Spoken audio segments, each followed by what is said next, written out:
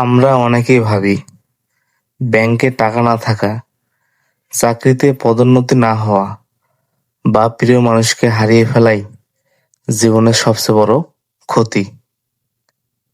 কিন্তু সত্যি কি তাই?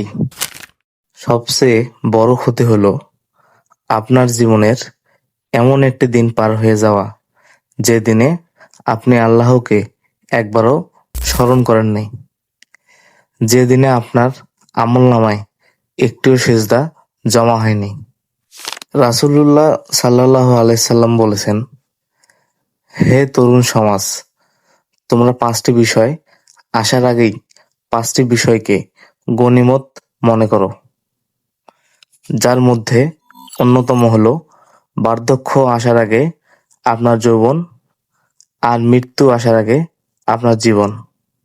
দুনিয়ার যা কিছু হারিয়েছেন তা হয়তো আবার ফিরে পাবেন, কিন্তু এই যে চলে যাওয়া সময়টা, এটা আর কোনোদিন ফিরবে না। আর এই সময়ের হিসাব হাসরের ময়দানে ঠিকই দিতে হবে। তাই আজই একটা সিজদায় গিয়ে নিজের রবের কাছে ফিরে আসুন, কারণ ক্ষমার দরজা এখনো খোলা আছে।